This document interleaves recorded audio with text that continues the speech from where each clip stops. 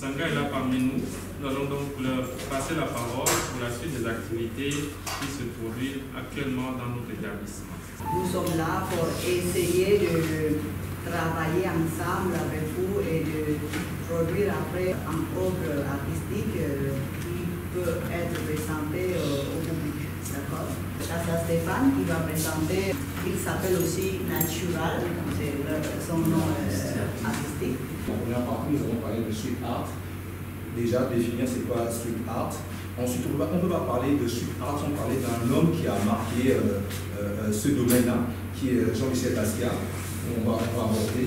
Et en deuxième partie, nous allons parler on va projeter un court-métrage, Michel du Paradis. Je rappelle que ce film n'est pas terminé, ce film est en cours de construction. Et donc, c'est important pour nous, comme ça, d'avoir votre avis par rapport à cela et voir les perspectives pour la construction artistique de manière globale.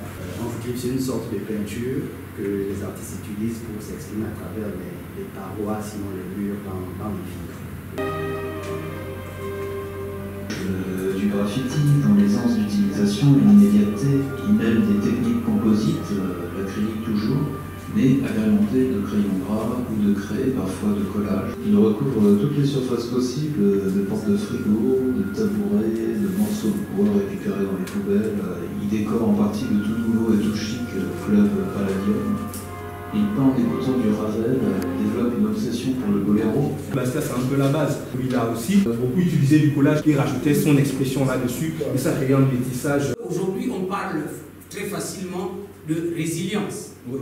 La réalité, elle est celle-là. Au départ, c'est une expression alternative à ce qui était installé. Et dès lors que, bon, on est soit empêché à pouvoir y aller, on trouve une solution pour quand même pouvoir s'exprimer.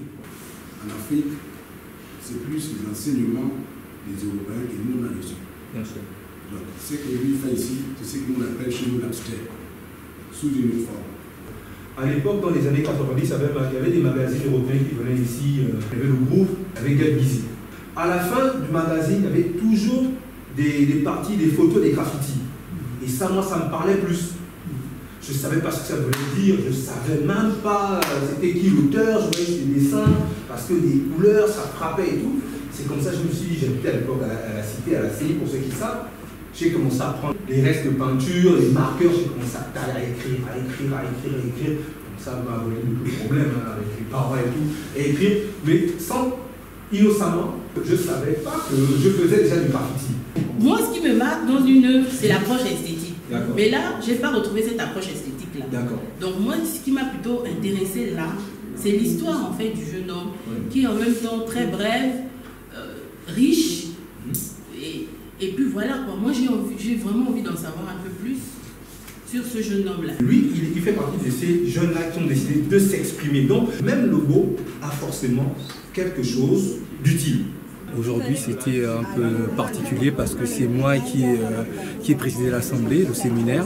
On a parlé des Jean-Michel Basquiat, grand peintre du point de vue mondial. Et voilà, on a parlé de sa technique, l'histoire un peu de street art, qui était le titre du séminaire.